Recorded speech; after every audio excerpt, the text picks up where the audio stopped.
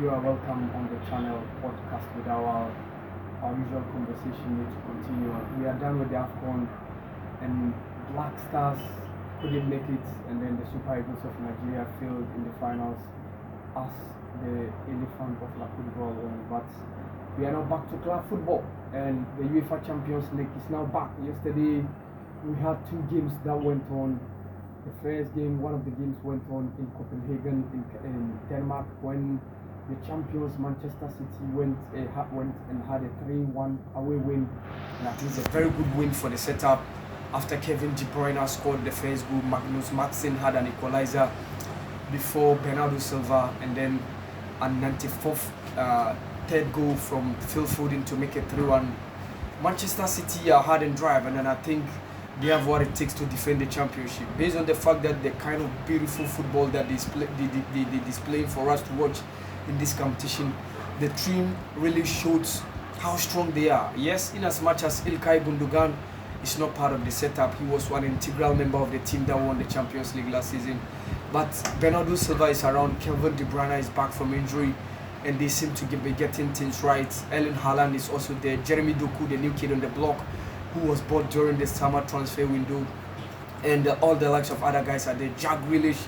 For me, Manchester City, I see them being one of the favorites to still win the competition. As to whether they can defend the title, only time will really tell us what is going to happen. I think FC Copenhagen did what they could. The likes of Ali Younisi, Magnus Madsen, and all the other guys did what they could. But I think based on this stage that they meant to meet the champions, it's just unfortunate for them that they need to be booted out. After 3-1 win on home soil, what it means is they'll be having a disadvantage going on against Manchester City at the Etihad Stadium.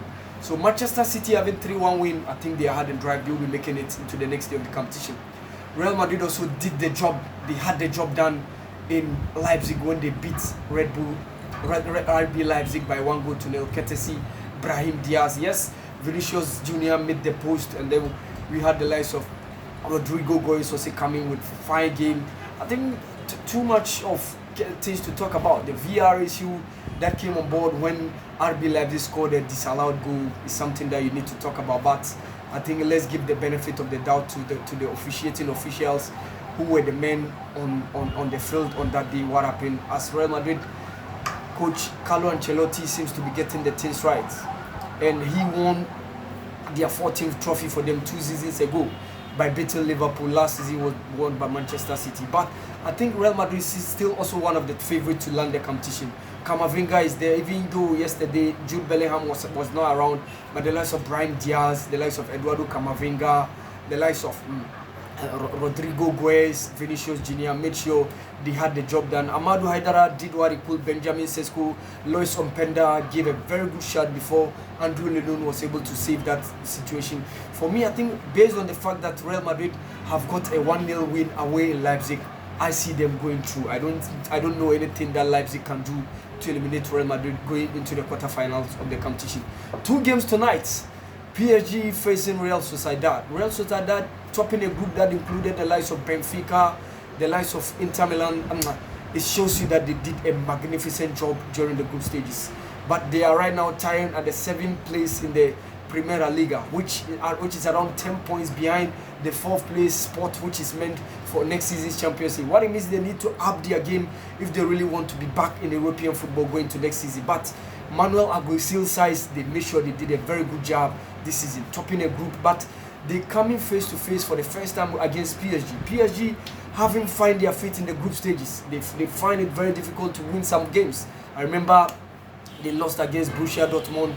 They lost against Newcastle at a point in time. They found it very difficult before coming face to face to get that needed spot to make it into the next competition. But Kylian Mbappe is still around.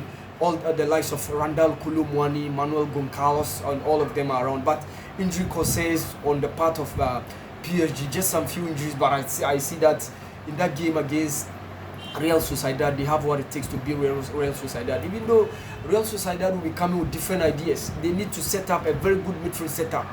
Mikel Merino, the likes of Subimendi must make sure they add value in the midfield of Real Sociedad to match up the PSG midfield. That will include the likes of Warren Zaire Emery, the likes of Vitinha, and all the other guys around.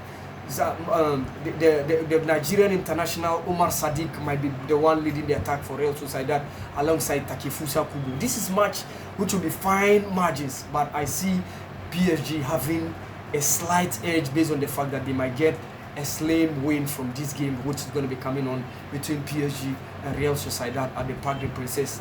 The other game will be at the Stadium Olimpico when Lazio come face to face with Bayern Munich, 6-time European champions. Bayern Munich, they topped their group that included the likes of Galatasaray, Man United, and then FC Copenhagen.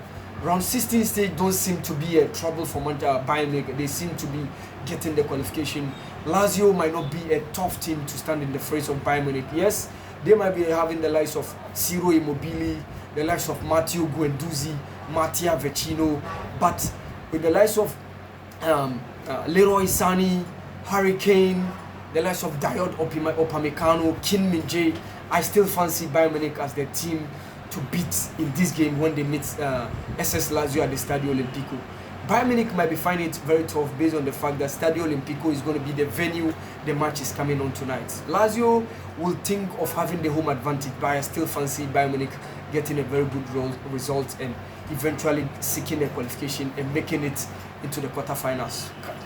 Club football is now back, so we are now talking about the UEFA Champions League. God willing, we'll be talking about the UEFA Europa League, the CAF Champions League, the CAF Confederations Cup, and all the other club football, Ghana League, and all the other leagues are back. We're going to be talking more on the podcast channel, Podcast with Awal. Thank you. Félicitations. Merci.